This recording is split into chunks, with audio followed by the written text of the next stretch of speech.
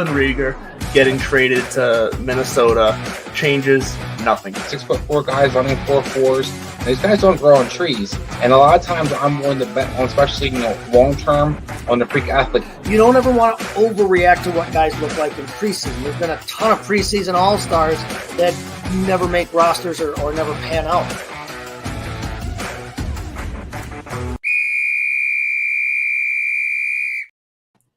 Good evening, Belly Up Fantasy Live. How we all doing tonight? It is Wednesday, November 16th.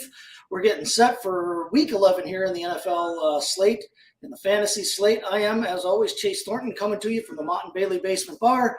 With me, as per usual, is Kevin Wilson down there in Dallas. Kevin, how we doing tonight? We are doing great, and we've had some clear skies out here after some rainy stuff that was going on earlier in the week. And it's only like 38 or something like that. So we're up, feels like we're right next door to you, but we're making it. We're not used to the 38 degrees stuff. Snow, you can have all the snow you want. You can keep all the snow. We don't want any of it down here. Yeah, I'd rather not have it where I am, but unfortunately that's what we're stuck with. It is getting to be it's going to be that time of year here in Northwest Wisconsin, but it should make the Packer games fun. Yeah, it'll be fun to watch those, so that that'll be nice. Speaking of that, we get to talk about the Packers here in a little bit. I don't know if there'll be snow over there in Green Bay for the game tomorrow night, but we'll talk about them in a few minutes. First thing, real quick though, is hey, another week, another brutal round of injuries. This time it's been brutal. It seemed like instead of hitting the wide receiver or the running backs and the wide receivers, it was the tight end position that got destroyed. Two top five tight ends going down, right? Right. Two top five tight ends going down in Zach Ertz and Dallas. Yeah, which is really unfortunate for me because I have Dallas Goedert. Of course, he went down on Monday, and this past weekend, I had Freemuth from Pittsburgh, which I traded for Curtis Samuel of Washington, which we talked about. We don't need two tight end, and as soon as I trade them, now I have zero tight end, zero. Right. So I was real high on Goddard and Ertz both coming into the season. I had them both ranked real high in my preseason rankings. I have a ton of exposure to them. I have Ertz. I actually have more in dynasty formats, just how it shook out. But I did have quite a bit of Goddard across some of my home leagues, and so unfortunately this weekend. So here's the life of what we do.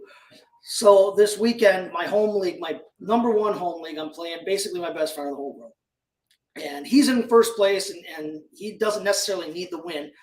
I'm scuffling and struggling trying to sneak into the back. I'm right there with you. Right, I understand completely. Too many injuries and everything else going on. But so he had Ertz, I have Goddard. And we're watching the games on Sunday, and Ertz goes down. And then a little bit later, I start seeing the reports coming over Twitter and everything. And I give him hey, by the way, looks like Ertz is going to be missing some time. In our league, somehow Cole Kmet was still on the wire. I said, hey, go out. He looks like a good pickup now. Right, he was in my league as well. Yeah. So I said, if you got any free agent budget left, and he did. I said, go out and get him. So Sunday night rolls around, and we see that ridiculous play, not called a penalty, where they tear Goddard down by his face mask. He fumbles the ball, lands on his shoulder. And so, okay, kind of lost in all of the chaos around that horrible call by the refs is the fact that Goddard got hurt. He came back into the game. He got really hurt. Yeah, didn't think of it much at the time. Right. But then Monday rolls around and the reports start coming out. Oh, hey, he kind of hurt his shoulder. He might be banged up a little bit. And then, of course, yesterday comes out, yeah, he's really banged up, and he's going to miss a ton of time here. Right. So at first it said he was doubtful, which doesn't help a bit. And so I didn't actually add a tight end because I didn't have a place to put him. Right. And so today it comes out that he's out, but Cole Kmet is already off the market. And so I got, let me see here. I got Mr. Hayden Hurst, who we talked briefly about the other day because he's coming off his bye and everything else. And he might be okay, but he's no Dallas Goddard. No, he's not Dallas Goedert. He's not Zach Ertz. And No. that's been part of the problem with it. There are guys right now that you could maybe sneak up and grab, but Goddard and Ertz were about the only, outside of Andrews and Kelsey, Goddard and Ertz were about the only two close to sure things that we had this season so far at the tight end position.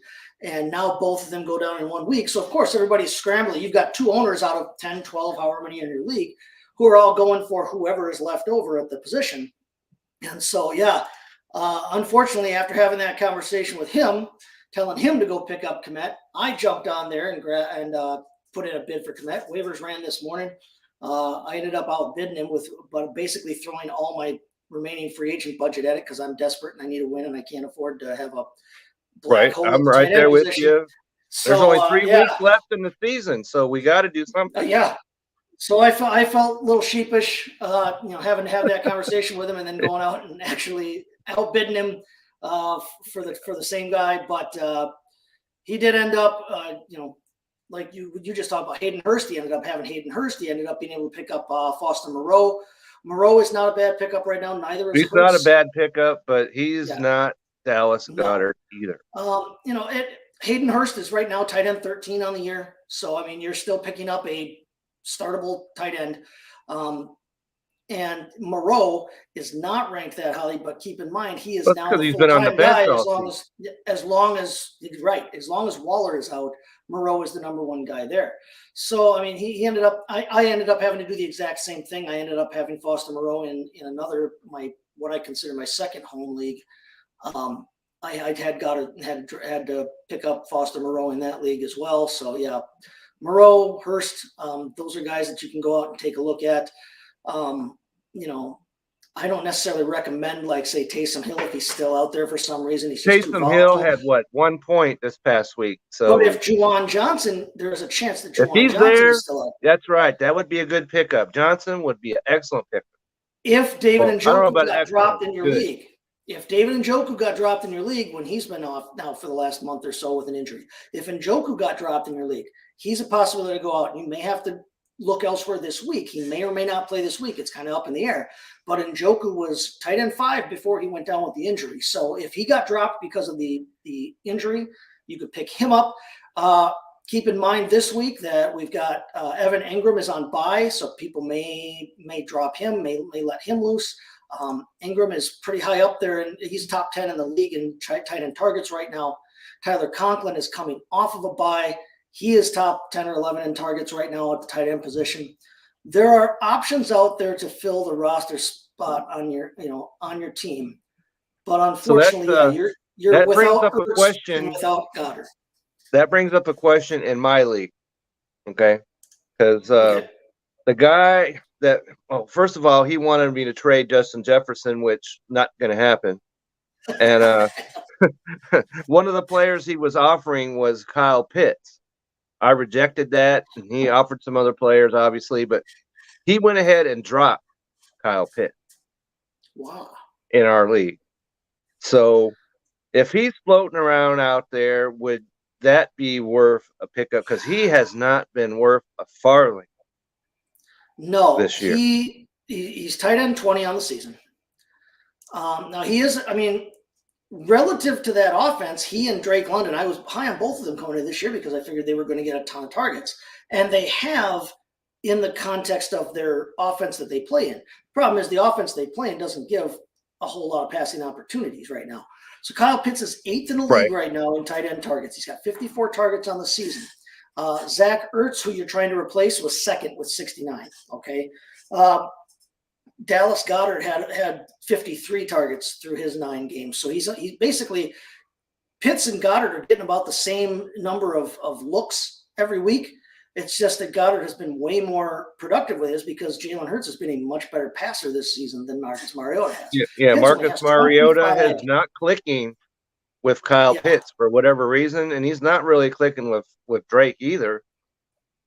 And Dallas Goedert was catching over 81% of his passes. Just for context here, they're separated by 1 target. Dallas Goedert is catching over 81% of his passes. He's one of the most efficient receivers in the league at any position, right? Kyle Pitts is catching just over 46% of his targets. He is literally Anybody the that's lowest. doing something Yeah. 46% of the time needs to be Right. on the street. Yeah. Unless we're talking batting averages, yeah, 46% Yeah, if we're talking is batting, if not you're great. batting 460, then yeah, go ahead and come on my Yeah, team. the But second beyond that, coming of Bonds and Ted Williams, yeah. But otherwise, yeah, 46% is not great. So yeah, the potential's always there because Pitts is such a good player and he's so explosive. But unfortunately, that offense is just not a passing offense right now. Drake London is droppable in a lot of contexts because he's just not getting the looks. So yeah, I can't recommend anybody run out and grab Kyle Pitts necessarily. But if he is out there for whatever reason, it's tight end, and honestly, yeah, he's if it's about as tight good end, right to other us. than tight end, Yeah. he wouldn't be worth, a dime. No, not right now. He wouldn't be, but unfortunately, at the position, like I said, we just lost 2 of the top 5 options in the league, and Ertz is done. Looks like for the whole bit. Goddard may have an opportunity to come back, but if he comes back, it'd be basically right in the middle of the fantasy playoffs.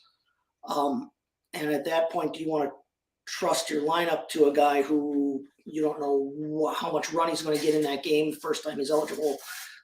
It's a rough situation. And for everybody out there that's going through it, just know, yep, We're right there with you. along with you. That's right. Yep. Oh. We are right there with you. Yeah, we're not on easy street in this league, any league. All right. We're right there grinding it out. Yeah, especially in this league. Yeah. Yeah. And like I said, the league I'm in, I made a trade of a tight end, and I traded with Vince, Vince Stover. He's in our league. And the Sports Stove podcast. Yeah, from the Sports Stove. And I happen to be playing Vince this week coming up. And so now I'm faced with the tight end that I just traded to him, and I don't have one. So, Yeah. Yeah. The sun and the moon and the earth are not aligned for me when it comes to fantasy football right now. Ouch, ouch, ouch. All right. Well, let's real quick. Let's move on then to the tomorrow night's game. We've got the Tennessee Titans are coming up north here to play my Green Bay Packers. Right. Packers are half-point favorites right now on quarter 4. And the over-under is 43.5 on this game. Okay. So I have Green Bay by 3 here. So. Yeah. Again, I'm going by quarter 4. I'm seeing they've got Packers by 0.5 point, which is essentially a pick 'em. Can't blame anybody for that. No. Titans are coming off a narrow victory against the Broncos, but it was a victory nonetheless. Against a good defense. Broncos have, if nothing else, they've got a solid defense. We can talk about Russell Wilson and whoever else all day long, but they've got a solid defense over there. No, if nothing else, they do have a good defense. And any defense that can, let's see here. Derrick Henry had 53 yards rushing, 2.8 yards per carry. You do that to Derrick Henry, you got to stand tall. No, they did very well against him. And he added 2 catches, but for only 14 yards. So it was not Derrick Henry day.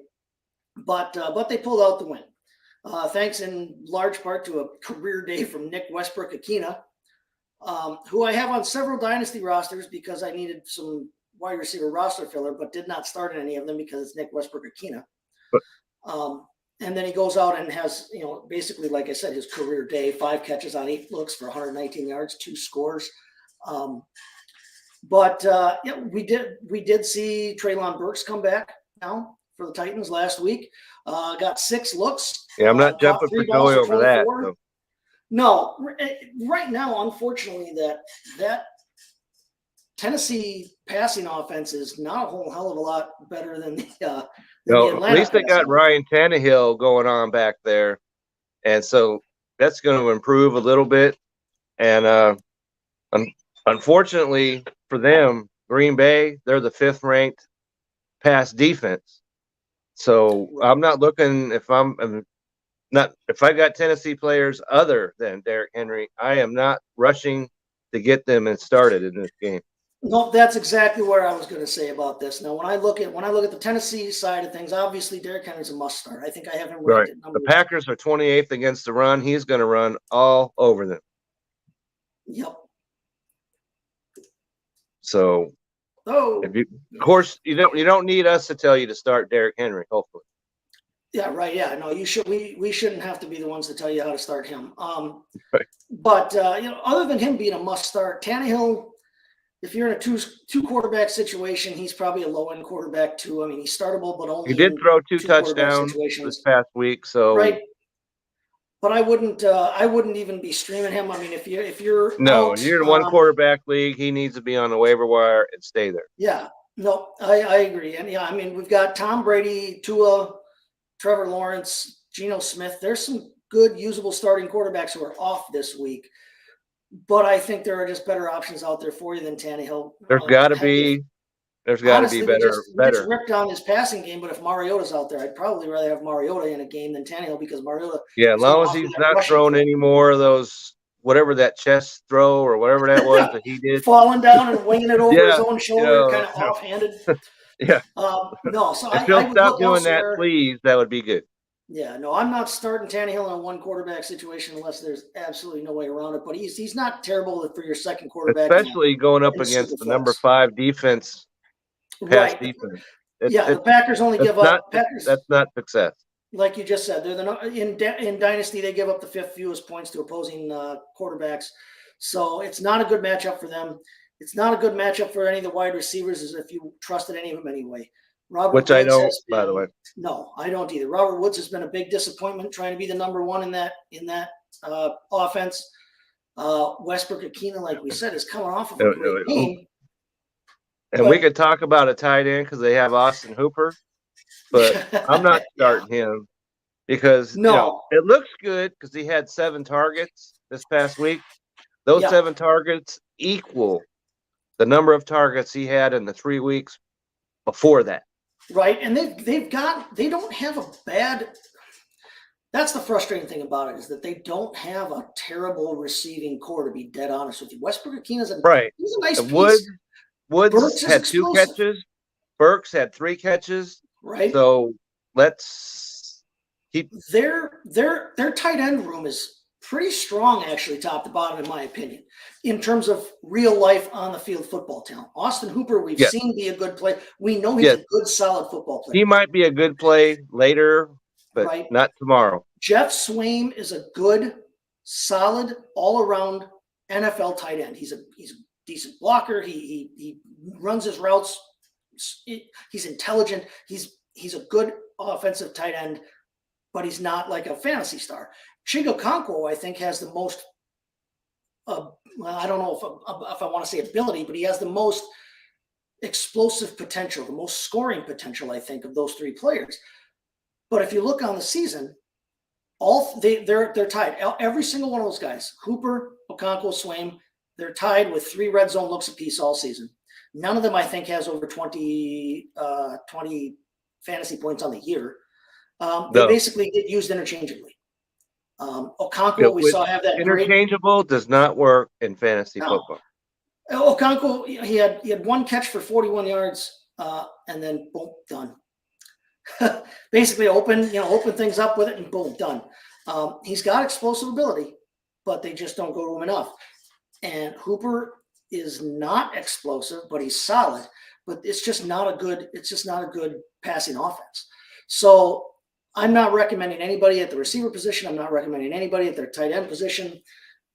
If you want to try and take a sneak on like a DFS play with Burks, I'd say he's the most explosive of the receivers.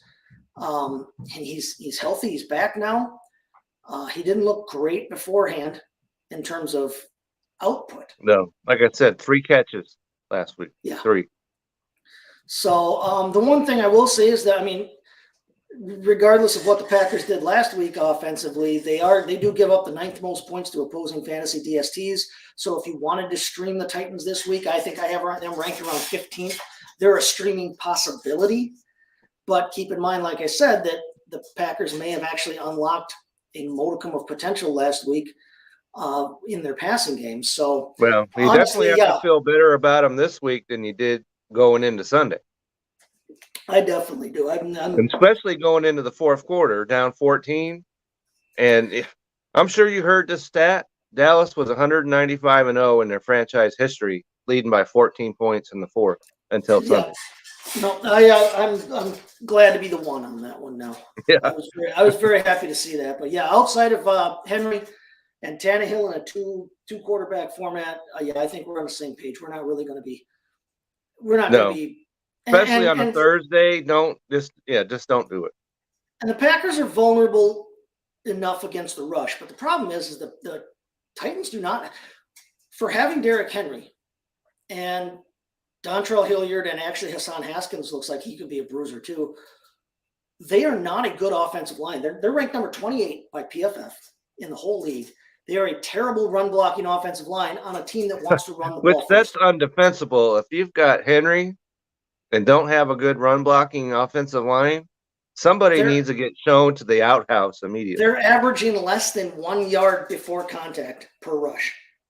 Meaning you grab the ball and you're already getting touched. Right. If you didn't have Derrick Henry, if you didn't have Derrick Henry and Hassan Haskins, they'd be the Steelers' rush offense. Right. With Najee Harris.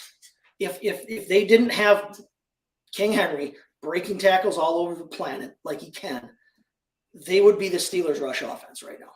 So, I mean, but it's Derrick Henry, so yeah, you're going to play him. You're going to start him, like I said, against the 28th ranked rush defense.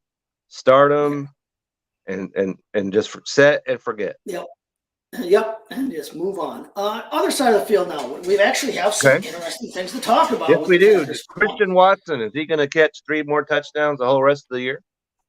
I don't know because it feels like he's dropped about 7 so far this year, so it's perfectly conceivable. And he dropped some in that very game last week before he went crazy later. Right? This is the guy that they were hoping they drafted, though. We saw it last week. The reason they got him was for that explosive potential. He's still 9.5 feet tall. He still runs like a Ferrari. Yeah, he's had some drop problems. He's had drop problems his whole college career. Right, he did it in college. He does it in flag football. When he's playing it at home. But if we want to look at some things here now, I mean, Dobbs, when he's been healthy, looks like a legitimate NFL receiver as well. Yes, he does. Watson, if he can get more consistent catching the ball, and again, he's not Devontae Adams. I'm not. Take this how I mean it, everyone. Yeah. But Devontae Adams had trouble catching the ball his first 2.5, 3 years in the league as well. I remember being so frustrated with that dude. And he turned into one of the best route runners in the league. He's hands down one of the best receivers in the league. He's up there in the conversation on one hand, I think, right now. Yeah, especially with Cooper Kupp down. So, I mean, I don't know how much longer they're going to have Rodgers. I don't think anybody does. I don't think Rodgers knows how much longer they're going to have Rodgers, but they look like they got a couple of dudes in this class between Watson and Dobbs that could be a star combination for quite a while. They finally let go of Amari Rodgers, which everybody around here was, I think, pretty happy about. He probably Seems had like a nice street kid. parade. He already got picked up. If you didn't see that, if you've got him in Dynasty, you can hold on to him in Dynasty because he did get picked up by the Texans. But yeah, Toure even. I mean, they drafted Samori Toure this year in the 7th round. He can give you anything that Amari Rodgers was giving you, and he's actually giving you more probably in the receiving game. But it looks like they may have unlocked that dimension to their pass game. I still think Watson's going to probably drop some balls. Right, Dobbs and they're going up at Tennessee. It's 29th against the pass, so there's potential here. Exactly, and that's where I'm going with this. Is that Rodgers, for all of his inconsistency, he's coming off a top game. He's flying high confidence-wise. They give up the Titans give up the 4th most points to opposing quarterbacks. I've got Rodgers as a startable quarterback this week. He's still Rodgers. Right, he's still Aaron Rodgers. He's still Aaron Rodgers, especially like I said, going up against this pass defense. Now, Tennessee is number 2 against the run, which Green Bay, for all their passing success, their running game is what got them rolling. Right. And so we need to find out, because I saw that Aaron Jones was questionable because of a shin problem. You might know more about that. up there than I do, but he's got to play. He looks like he's going to play. It looks like they're going to be healthy that way from things. They actually did too. Designate Randall Cobb to return from IR. Now that doesn't mean he plays tomorrow, but they're getting him back as a reinforcement, and he hasn't been anything to write home about this year, but he is another trusted target for Rodgers. Actually, Sammy Watkins had a decent game last week. He caught all 3 of his passes for 47 yards, including a big first down late in the game there. When I look at this game, Aaron, we haven't even talked about the running backs yet, but Aaron Jones is coming off another monster game. 138 yards. Right? Caught a couple more passes. He needs to play. If he plays, then we've got a full game ahead of us that should be pretty enjoyable to watch. I'm saying, yeah, if you've got one of those 4 guys that's off this week at quarterback, and if Rodgers is out there, he's a good pickup to start this week, even if you only want him for 1 week. Keep in mind their bye is still coming up. So Rodgers, you're going to be, even if he becomes startable for the rest of the year, you're going to be missing him for at least 1 more week, week 14. Well, I know the guy that in my league that has Aaron Rodgers has talked about dropping him, but has not done so. And I think that's probably true in most leagues. He's still on a roster. So you could play Rodgers. Jones is a high, I have him as a high running back 2 this week, but if he comes across as he did last week, he's got RB1 upside in that. He sure does. Now, A.J. Dillon is a guy who has been very inconsistent, but had 65 yards rushing last week. Yeah, he averaged 5 yards to carry. That's golden. When they give him the ball, he still has quads bigger around than my gut, which if you know anything about that is, he's got big legs. So he's averaged 5 yards or more a carry 3 times this year. So that shows that he can get the ball going when he has it. I've got him as a low end flex for this. It's not a great matchup because the Titans are good against the run. I think Jones is a little bit matchup proof because he catches the ball more than Dillon does. But Dillon is a low end flex for me in this game. Receiver wise, I like Allen Lazard. I've been big on him all year. You guys have all heard me say that. He scores a ton. He's another player that's questionable because of a shoulder issue. Yeah, but he's kind of been dealing with that off and on. I think. Okay, so far, if he's in the game, then yes, then he's a guy that you could certainly look at starting. Yes, if Lazard plays, I have him as a Lazard, high wide receiver Watson, both of those guys, if they're startable.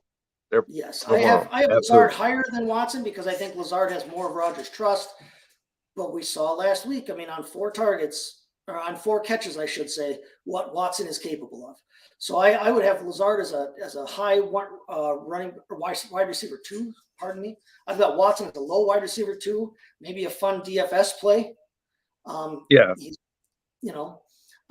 sure somebody went out and got him off the waiver wire this morning. He should have exploded. He was available in almost 90% of leagues, I think, across the board. But that number probably shot right up. Sammy Watkins, you could consider him DFS. But otherwise, I'm not dealing with that. You're not starting any Green Bay tight end unless you absolutely have to. Robert Tonyan just is not seeing the volume. I know we have problems at tight end, but that's not the answer. So, honestly, that's about it. I mean, Mason Crosby's as good a kicker as anybody else is, but it's not a great matchup. Especially kicking up there in the wind and everything else. Yeah. So, all right. Well, we're going to take a break here. We're going to listen to our first ad spot here. And when we come back, we're going to look at the Sunday night game here. But real quick here, we've got a comment about picking up Komet. Darren John Lichterman says he wouldn't pick up Komet without a spotter. He's fairly heavy. Well, yeah, I'm not sure how big you think you are there, Darren, but yeah, probably good advice there to not do that. Well, but here, I would certainly agree with that, but he has had any tight end that has 20 points at 2 games in a row needs to be on a roster. I don't care how heavy he is, right? He needs to be on a roster, and I would have picked him up, but like I said, I didn't have a place to put him. If they'd put Goddard on IR 1 hour earlier, then I would have went ahead and got Cole Kmet and felt pretty good about it. last He week or took a week long before, time to do I'd that. have been like, Cole Kmet, what are you kidding me? That'd be like getting kicked in the head by a horse. But right now, he is playing with Justin Fields. The two of them got something really going on. So I would have picked up Cole Kmet and not batted an eye. Not thought twice about it. I'm only thinking twice because, like I said, I feel like a little bit of for suggesting the guy and then outbidding him. But Especially anyway, this week because the Bears have Atlanta. Atlanta's a good matchup for just about Look anybody. for It's a Cole kick right Kmet game. to go off again this week. So there you have All right. Let's hear from Manscaped. We'll talk about stuff on the other side. Here we go. it. All right. Welcome to Fresh Ball Fall. It's the season of pumpkin spice and making sure your crotch looks nice. That means sipping cider in a fall breeze and using Manscaped products to trim your balls with ease. That's right, today's show is brought to you by Manscaped, a company here to make sure that your foliage isn't the only thing shedding its excess leaves. Heck, even Mother Nature knows it's time to lose the excess clutter for fall. Join the 6 million men worldwide who trust Manscaped by going to manscaped.com for 20% off and free shipping when you use the promo code BELLYUPFANTASY. Whether you're brand new or already with us at Manscaped, you could use the crown jewel of care for your family jewels, the Platinum Package 4.0. This glorious package, you can align your entire hygiene routine all in one swoop. Inside the 10-part Platinum Package is everything you know and love about the Performance Package, plus some shower goodies included to elevate your grooming game to platinum. You can now completely upgrade your shower routine with the Ultra Premium Body Wash and Ultra Premium 2-in-1 Shampoo and Conditioner. You'll have your skin and hair feeling hydrated and smelling fresh. Don't forget to apply their aluminum-free Ultra Premium Deodorant. And don't worry, it's not pumpkin spice, it's a cologne-quality fragrance. Get the Platinum Package this fall. These products are guaranteed to be hits for your dangly bits. Go to manscaped.com to get 20% off and free shipping with the promo code BELLYUPFANTASY. That's 20% off and free shipping at manscaped.com when you use the promo code BELLYUPFANTASY. Manscaped, clear out the leaves. It's your tree trunk's time to shine. Yeah, I don't know All how right, you can say platinum and bits all in the same sentence, but he pulls it off. Well, use your Manscaped to leave them nice and shiny, just like platinum. All right. Well, we're back. I don't know if anybody's paid any attention, but you can see I am drinking my beer tonight, but I'm having it out of a BellyUpFantasySports.com pint glass there. You guys can go on to Belly Up Fantasy Sports and BellyUpSports.com. Check out our merchandise. We've actually got some fantasy site specific stuff out there now. So pick yourself I need up one of those there, glasses. shirts. I'm drinking straight from the source, so I need one of those. Yeah. No, I took advantage of that. I've got a couple of them. We're stocking the bar up. I got to have glassware at the bar if I'm going to be. You got to have glasses in a bar, otherwise, close the doors. Right. I am still drinking the Shiner Bock, but I've got. I'm Okay, I'm a big enthusiast about Shiner Box, so I'm right there with you. chilling for the company tonight, though. So all right. So let's take a look at the Sunday night game here. We've got Kansas City Chiefs, Patrick Mahomes. They're 9-point favorites according to quarter 4, going up against the Chargers in Los Angeles. Over under a 50 on this game. That's for this year. That's a high mark. What are your preliminary thoughts on this game, especially hearing that we got a high over under like 50 in this game? Well, if you've got any Chiefs on your roster, get them started. So, we don't need to talk about Travis. We don't need to talk about, Patrick Mahomes. Those guys obviously are starters. Only question you have about Juju Smith-Schuster, he's questionable with the concussion. So, be a little cautious about that. But even I wrote an article a couple weeks ago saying, hey, pick up Kadarius Toney. I think that he's going to get really involved in this offense coming, because he had 5 targets, 57 yards. He had a touchdown, and so I'm big on him. You wouldn't think so because he was with the Giants, and it was less than ideal over there. But you got to like him in this offense. Even MVS, who as soon as you talk something, even remotely positive about MVS, then he goes and slides down the other side of the hill. He had 60 yards and a touchdown. And so as long as we're not talking about the Kansas City running game, which Well, we'll get to that. we can talk about it, I guess, but CEH, leave that dude in the garage, man. Well, I agree with you. I think it looks like they're starting to leave him in the garage finally. It's been trending that way for a while. I don't even think he's allowed to park his car in the parking lot anymore. Look at this right here. All right. Does he still have a parking pass? He has 2 fantasy points in the last 2 games. 2. Mm-hmm. Okay. Well, he had a I could roll out in the field and get 2 fantasy points. Right. I think I'm still fast enough for a burst. I can catch a ball and fall down, and that's a point right there. Right. Yeah. You don't even have to gain a yard. You catch a ball, that's a point. Catch it, you get a point. Right. I agree. So CH has been a complete and utter disaster. That dude is absolutely droppable. And but as far as the passing game is concerned, maybe a little. I'm saying go ahead and go, but actually the Chargers are not a bad defensive team against the pass. No, they're not at all. They're 9th against the pass. They're 26th against the run. Unfortunately, maybe we could talk about Isaiah Pacheco, who had 82 yards rushing in the last game. And so if you've got a Kansas City running back other than Pacheco, please stop doing that. And but Pacheco, I think, has the potential to really do some things this week. And so other than, like I said, CEH, start your Kansas City Chiefs. Right. And again, you don't need us to tell you that. You don't have to be an expert to know that. But yeah, Mahomes a must start. Kelsey obviously is a must start. Butker for all of his. Butker's missed a couple of kicks here lately. Since he came back from injury, he's actually, I think, only hit 1 field goal of his field goal attempts. And he's missed a couple of extra points, 1 in each of the last 2 weeks, which is uncharacteristic for him. But it certainly it's an is. offense that gets enough. They get enough scoring opportunities that Butker's still going to be able to score you points. Maybe playing in LA might be the time to kick her on a high scoring offense like this. It's probably, I'm a long ways from LA, but I'm sure it's probably 70. You know what I mean? Right, beautiful out there. Yeah, I doubt they're dealing with snow.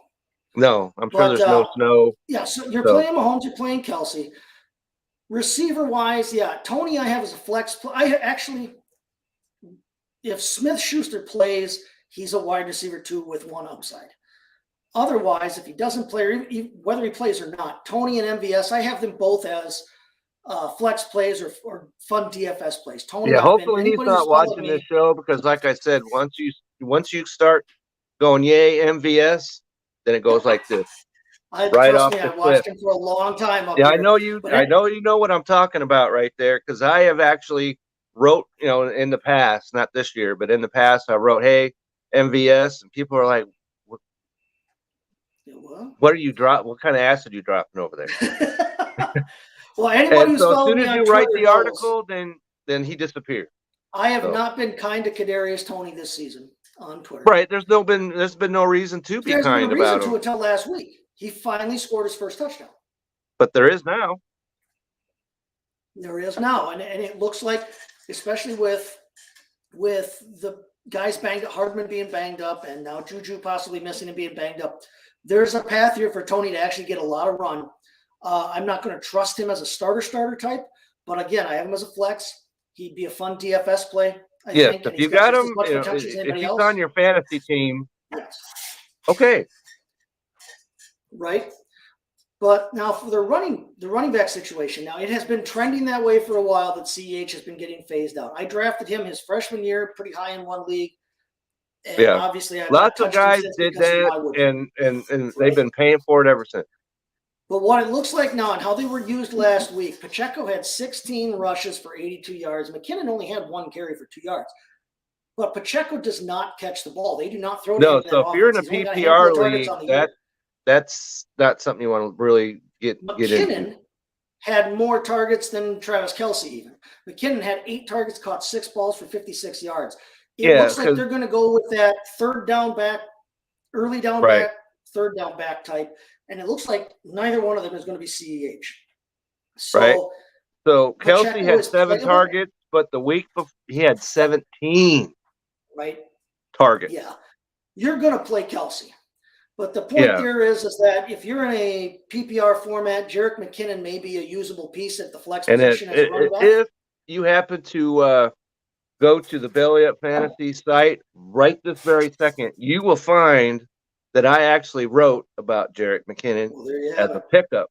So I'm right there with you on him. I'm going to tell everybody, I'm going to encourage everybody to go do that in about 20, 25 minutes here, though. Not quite this very second, because Right. Yeah. we've got more to say.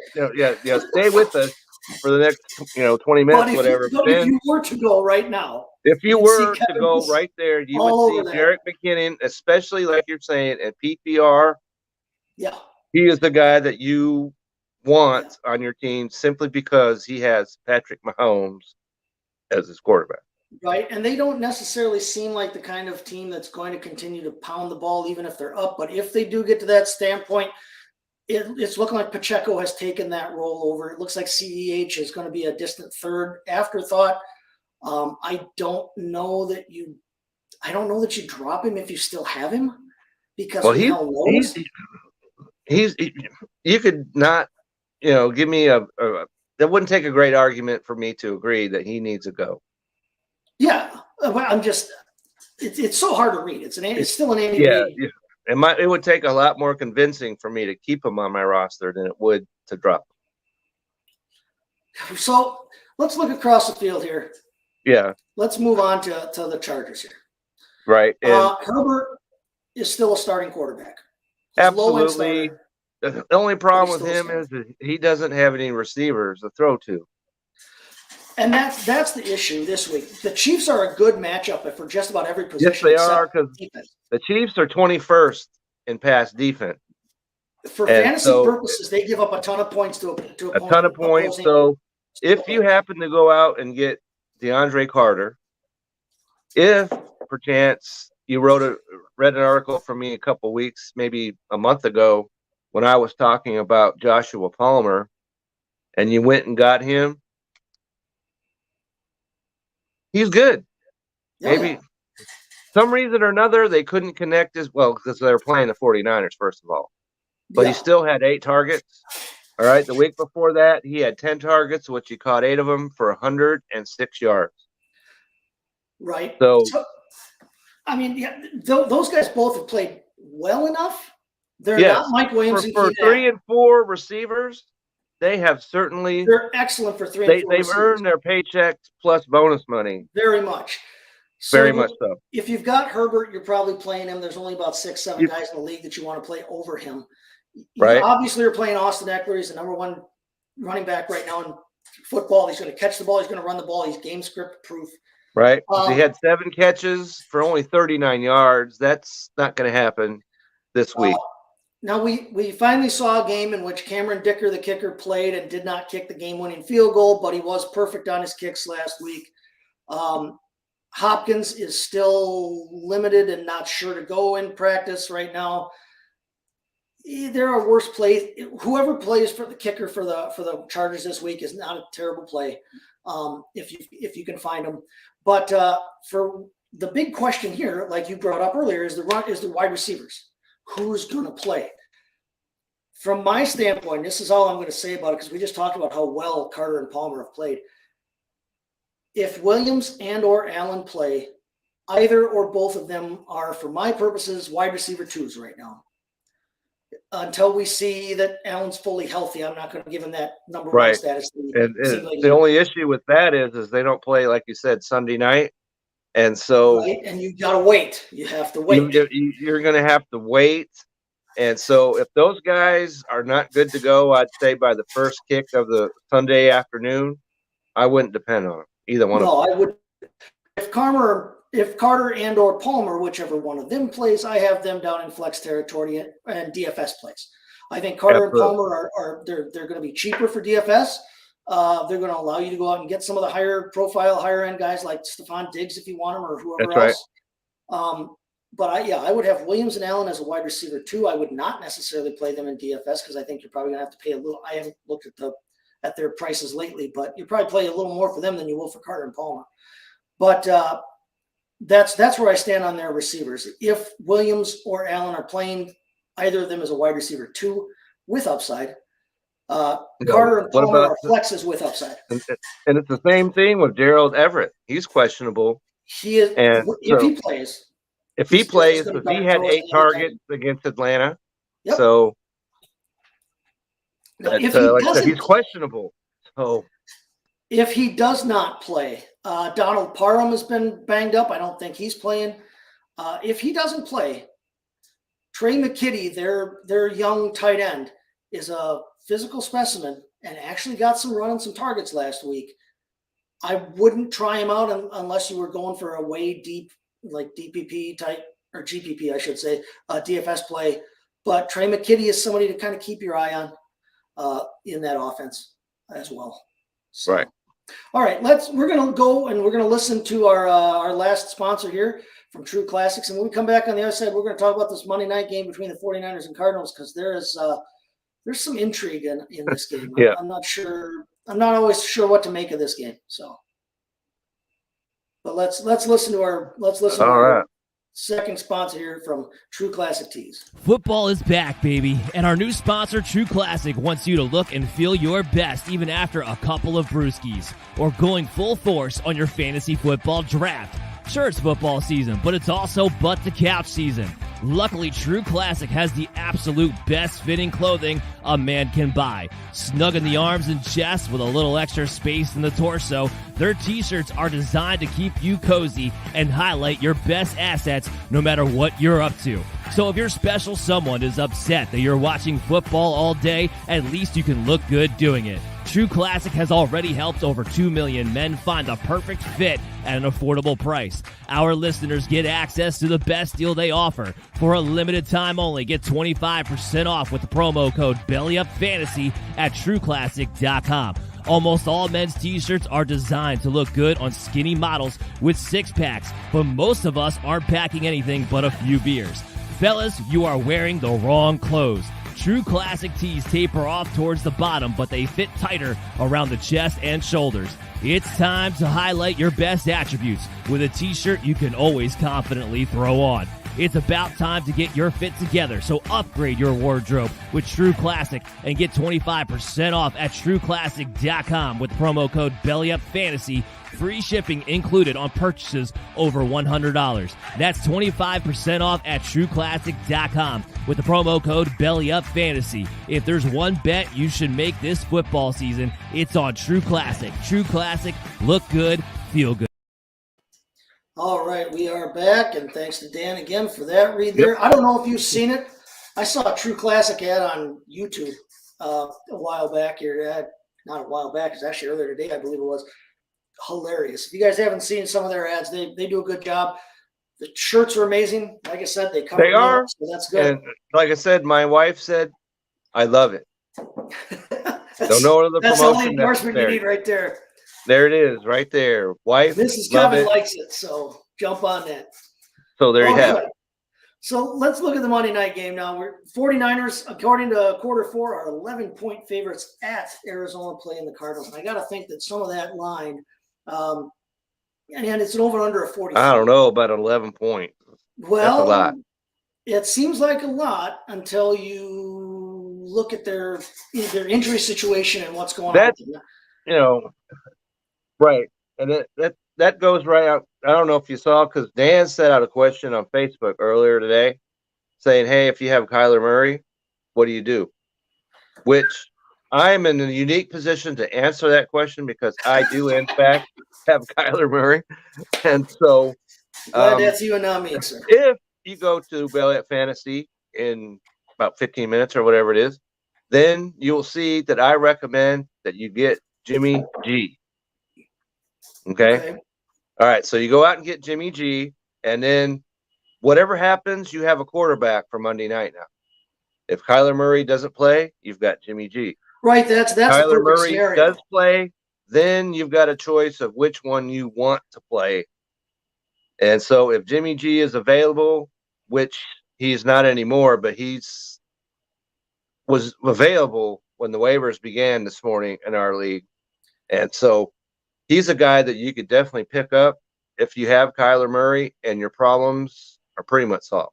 Now Colt McCoy. Colt McCoy is one of the more experienced backups in the league. Right. I totally Played agree well with that. last week, But he's but playing the didn't play San well for fantasy Francisco purposes. He didn't 49ers, score a ton of points. which have the number one defense in the NFL. I'm not buying it. Not buying it for a second. I'm just saying, too, though, that if for whatever reason Jimmy G's not out there. Right. If he's not available, then I said go ahead and go out and get one of these other guys, whether they're Danny Dimes or, going up against Detroit. Daniel Jones should be rostered anyway. Yeah, I think that would be a good choice to go. I don't want anything to do with Colt McCoy in this game going up against the 49er defense. I want nothing to do with that. I agree. If Murray plays, I have him as a low quarterback one. He's struggled a little bit. He hasn't quite been the same guy, but that whole team's been kind of out of sync, which is why. Right. And so if he doesn't play, then that throws a wet blanket over the, if you got Hopkins, of course, you're starting Hopkins. You don't need us to tell you that. But the rest of these guys, James Conner, right? I've got James Conner as well. And going up against the number one ranked rush defense that's not a success. And then you've got Zach Ertz, as we talked about way back in the beginning, out. You've got Trey McBride, who had one catch. And so I'm not starting him against the 49ers.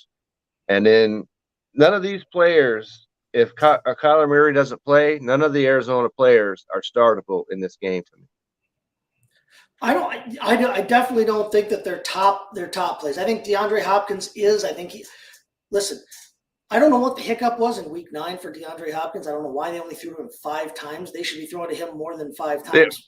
They should be underhanding him, if that's what it takes. Yeah, he should get off the bus with 10 targets in that offense. But he's seen 14, 13, 5, and 14 targets in his 4 games active since he came back from suspension. Hopkins, and even in that 5 target game, he scored a touchdown. Start, even if it's me at quarterback. He's a top 10 receiver. Murray, if he plays, like I said, I have him as a low quarterback one. He's got rushing potential, and he's he's going to throw the ball, to his big guys, Hopkins, and his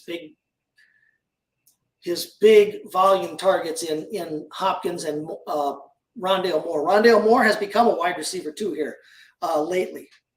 Now that's contingent on how long Hollywood Brown sits out, but I would have him as a low wide receiver too in this game. The 49ers, if there's one position that they may be a little vulnerable to in terms of fantasy scoring, it would be the wide receiver position. They're great against quarterbacks. They're great against they're the best team in fantasy against running backs. They're very good against tight ends. If there's one vulnerable fantasy position, it might be wide receiver. So you're starting Hopkins. Moore could be looked at as a low wide receiver too, but with some upside because of the volume he's been getting lately. Now James Conner came back and immediately pushed Eno Benjamin so far out of the building that they cut him. Didn't he? I don't know how the hell that happened. He needed to bum a ride to the airport after they were done with him. Man, that happened quick. That happened quick. He went from being the starter because Conner was out. Yeah, it's not like you said. Conner has not been healthy all year. So that's kind of surprising that they would just, but they're going down the freeway and they stop they don't even stop the car. They slow it down just a little bit on the freeway, bumped out Eno Benjamin, and then hit the gas and then left him. Left him in the tumbleweeds out in the desert. So I was real big on James Conner. I was big on him. I drafted him. Yeah, I drafted him in several leagues. I have a lot of exposure to James Conner. I'm not big on him in this game, though. I have him as a mid to low end RB2 in this game because it's not a good matchup. Because the matchup, especially like I said, if Kyler Murray's not playing, right, all these players take a step back. Even Hopkins. But Conner is going to get he's going to get whatever run there is, and he's going to catch the ball. That's his role in that offense. So I have him as a lower RB2. With Ertz out, Ertz creates Ertz being out creates a specific opportunity here for, and he showed it last week, AJ Green. I am not advocating anybody go out and grab him and be all excited Yeah, about please. it. Yeah, please But don't do Zach that. Ertz being Please don't out- say Kevin and Chase told you to go out and get AJ Green. 'Cause we're not. AJ Green is still 8.5 feet tall. Right. Yes, he's ancient. Yes, sometimes he has senior moments and forgets where he is in the end zone like he did against Green Bay last year. But they are going to be looking for red zone targets. Ertz being gone takes away one of their options down there in the red zone. Green Absolutely. scored last week. He only had 2 catches for 10 yards, but he did score. And he is still big enough, tall enough, strong enough to go up and get the ball over people. So he could make, again, a very cheap DFS type play to be able to go out and maybe, pour a touchdown off of somebody there. McBride, now the top tight end off the board this past draft. He has not earned a ton of targets, but again, he was playing behind the number 3, number 4 tight end in the game in Zach Ertz. And an offense that also has DeAndre Hopkins, Rondale Moore, Hollywood Brown was lighting it up before he got hurt.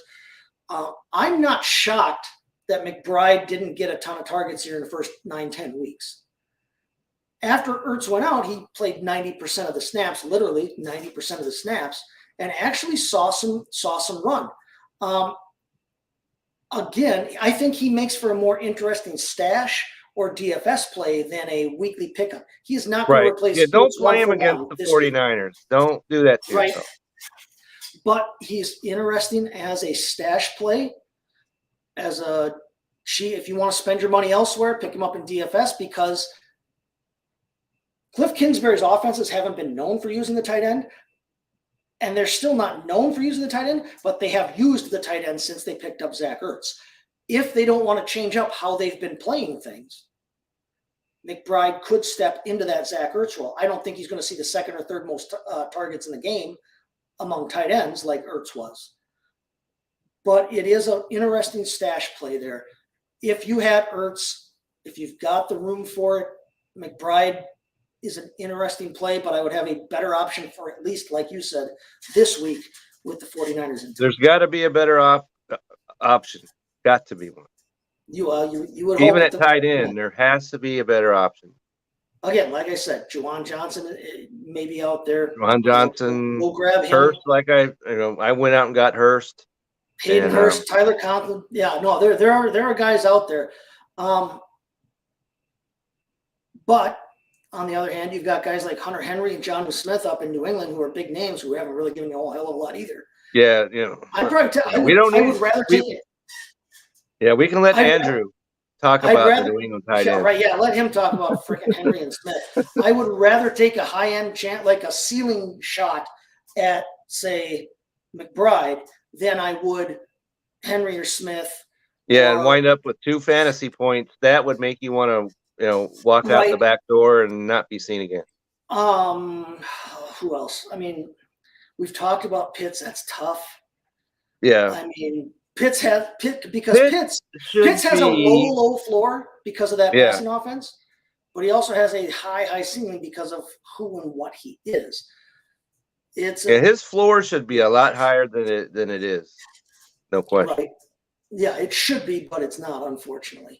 Okay, other side of the field though, 49ers. We've talked about defensively. We know they're Other good as side, all hell. you're starting everybody. Start everybody. The Cardinals on the are 49ers. a great matchup for games for They're all of your offensive 27th players. And this overall. They're 20th they're 30th. I'm sorry, against the pass and 14th against the run. And I think the 49ers are rounding themselves into a position where they might be right there at the top of the NFC towards the end of the season. I think we're starting to see that, whether it's CMC and Elijah Mitchell has proven that they can run. Both of those guys are successful back, in the same backfield. I guess it would take the 49ers to be able to pull that off. And Debo, Brandon Ayuk, whomever, if it's got 49ers next to it, start them this week. The Cardinals are a great matchup across the board, pretty much literally across the board. They're not spectacular against wide receivers in terms of matchup, but the rest of the defense is giving up so many points elsewhere. Plus, Samuel and Ayuk are so talented. Like, yeah, you want to play those guys. This could be a George Kittle explosion game. George Kittle. George We're Kittle talking is about volatile. tight end. Yep, he's definitely. They give up the second most points to opposing tight ends. Right. We're talking. George Kittle, George Kittle is a top tight end anyway. He's a top 2-3 guy this week. Right. So Kittle's a must play. Must play. Devo must CMC play. is always a must play. We don't need to talk about him. I talked about Jimmy G earlier, and Brandon Ayuk. I've got Garoppolo as a streamer starter this week. If right. you had one of the 4 guys that's out this week, he's a streamer starter anyway, regardless of whether Murray's out. I have him as a streamer or a quarterback 2 this week. Mitchell, I have as a flex play, and welcome back to that dude. And how awesome is that to see him come back like that? Yep. I think everybody kind of gave him up for dead after the CMC trade because they figured, well, okay, great. We had him last. And there's that whole ridiculous argument about draft capital and, oh, well, they didn't draft him highly, so they don't have to worry about playing. Listen, NFL teams at a certain point have to give up on that unless their owner is playing Jared Jones type games with them. They want to play who's effective. And Eli Mitchell already chased Trey Sermon out of town because he was more effective. Right. And he has shown that he can be not just the guy, but a guy. And I think that, when you look at their usage last week, Mitchell actually had more rush attempts than McCaffrey did. Now, McCaffrey, his value has always been in the fact that he's so versatile. He can receive, he can catch, rush. Whatever. How cool is it that now they get Eli Mitchell back and they don't have to worry about pounding McCaffrey so much inside? He's still going to get rushes. He's still going to get red zone goal line touches. They have to know that Mitchell was going to turn out this way because they shipped Wilson out. Right. They shipped him right, and they were comfortable. They shipped him not just down the street. They shipped him all the way across across the country, right? 3 time zones over. Yeah, no allied band lines needed for him. He needed the full flight plan. And, the whole. And it's not as if that didn't work out for him either.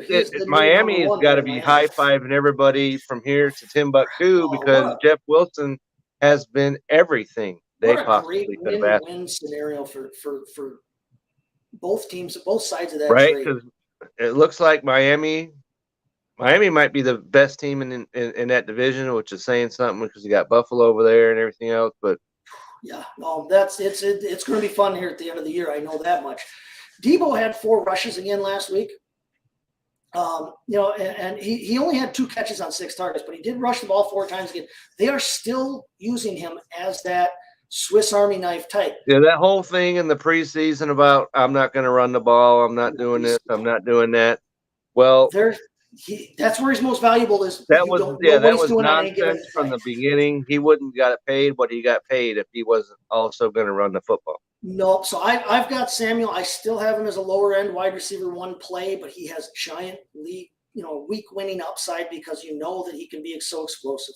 Ayuk I've got as a wide receiver 2 this week. Because it's a good matchup against the Cardinals.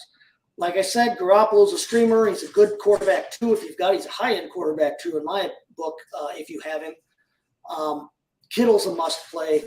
Yeah, if you've got a 49er, basically fire him up. And we've even seen Juwan Jennings.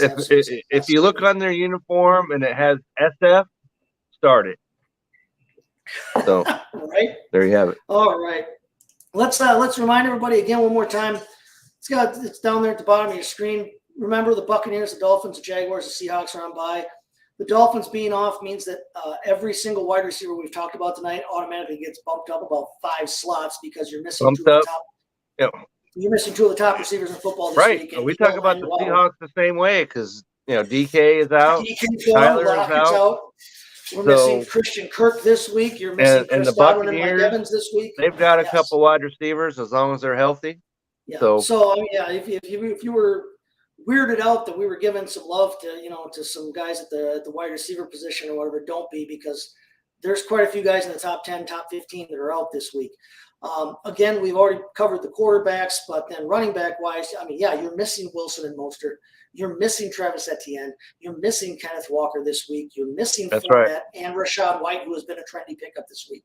Right. I wrote once again, go to Yeah. Belly Up Fantasy. When you're done here, you'll read about Rashad White because I put pen to paper and wrote about him this very week.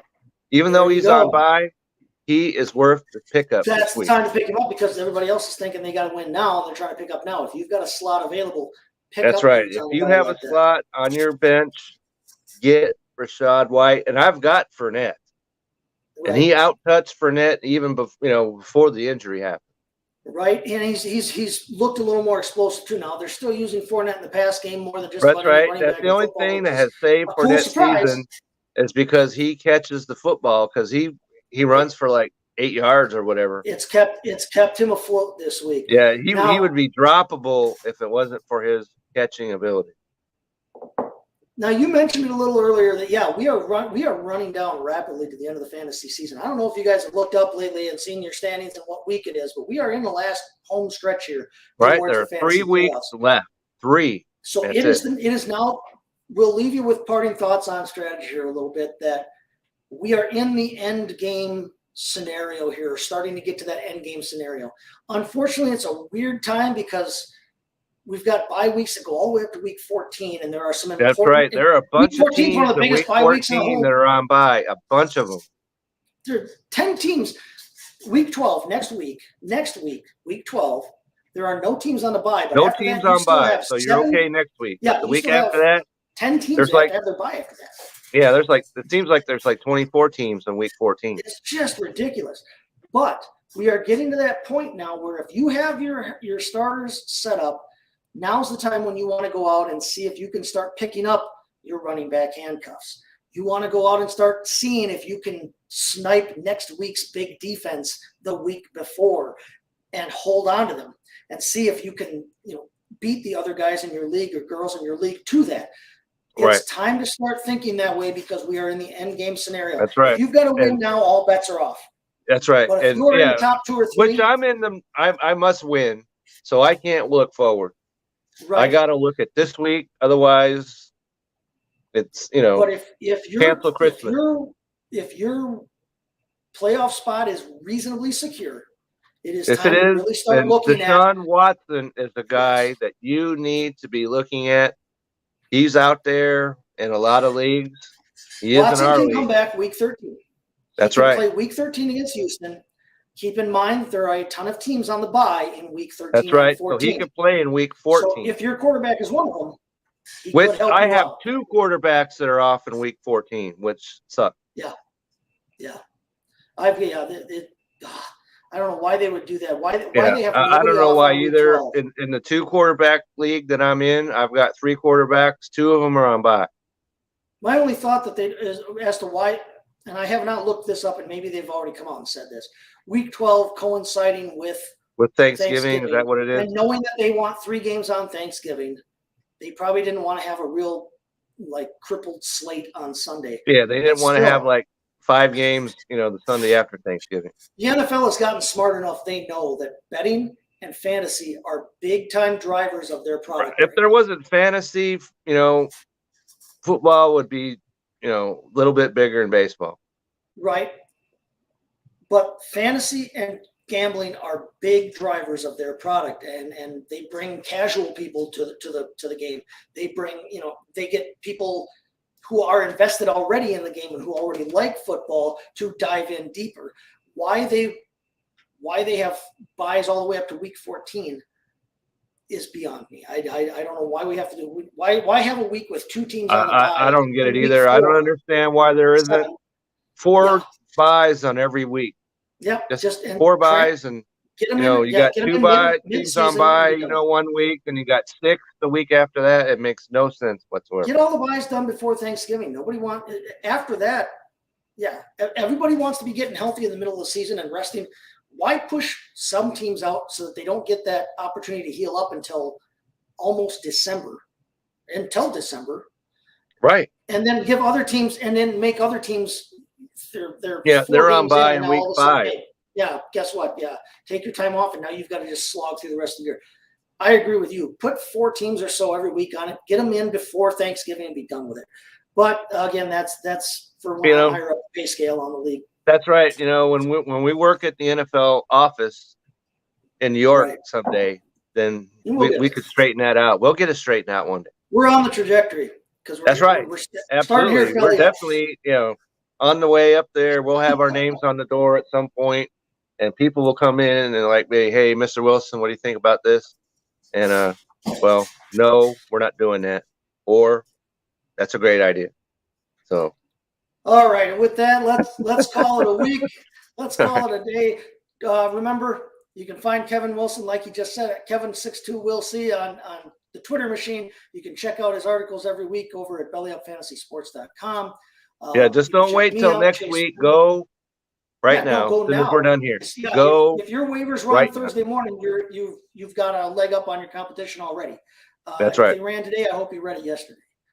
But That's you can right. find me Or on Monday, Twitter. because it was out there on Monday. Right?